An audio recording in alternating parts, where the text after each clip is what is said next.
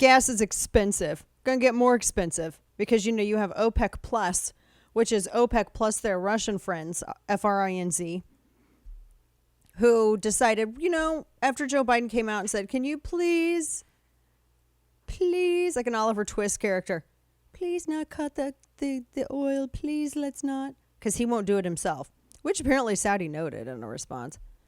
Saudi Arabia noted. So now it comes out, you had that, John Kirby had confirmed, by the way, that the Biden administration was trying to postpone oil cuts. They were saying after November. Now, there's a difference here, and you're going to see this and how it's being reported by certain outlets. And then ultimately, if you read between the lines, so John Kirby, NSC spokesman, is going back and forth with the Saudis. And he had apparently a very caustic statement. Phil Mattingly had the story on this. He's with CNN. I know he's with CNN, but listen.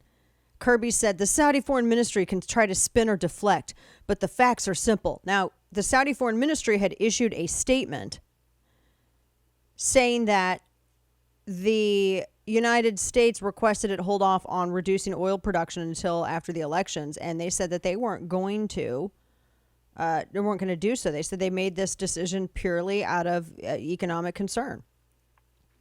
And so the Saudis said no, and they were going to continue to cut 2 million barrels per day.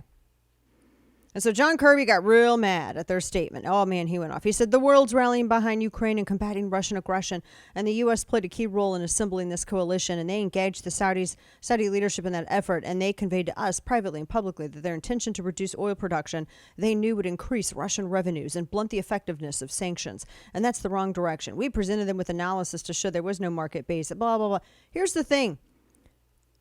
Because he's bringing Ukraine into this too.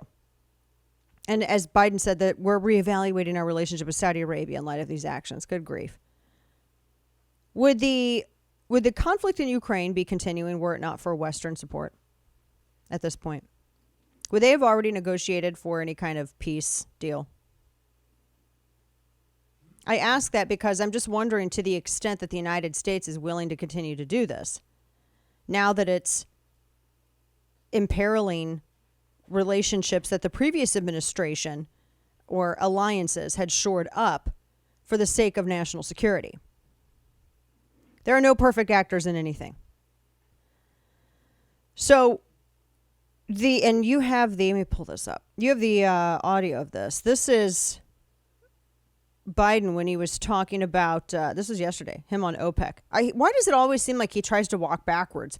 Whenever the press is asking him questions like this, doesn't it seem like he wants to do the Homer Simpson gif where he disappears into the bushes?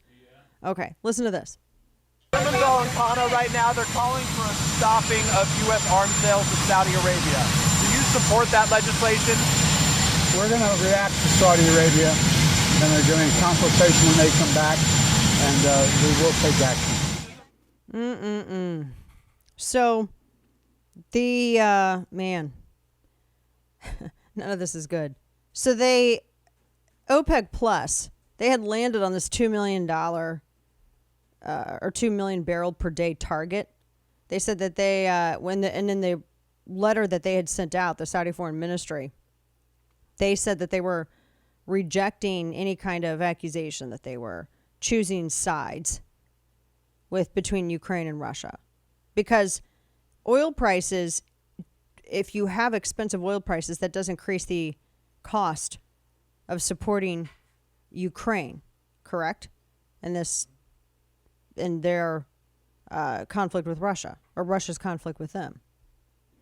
But if you have a hike in prices with gases right before midterms, that's just going to make voters even angrier with Biden and Democrats. So now, as I was saying, the development is that, yes, absolutely. And apparently Kirby confirmed this too, that they tried to postpone oil cuts. They tried to make OPEC wait to do this until after the November 8th midterm elections. Sounds a little bit like quid pro quo. Yeah. Where did we hear that before? Quid pro quo. Weird. I'm sure it was just a perfect phone call that he had, right? Joe Biden. Can you imagine? Just let me lay this out on the table.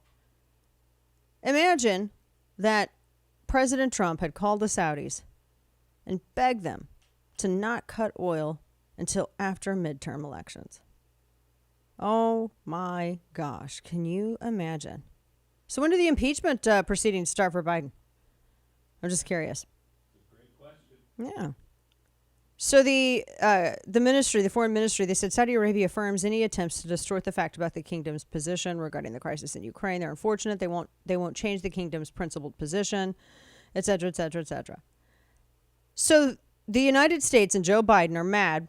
Democrats are mad because instead of producing our own oil, they've restricted it. They've throttled it. Instead of producing our own, we wanted OPEC Plus to produce more. And if they didn't produce more, we're going to go to Venezuela to get oil.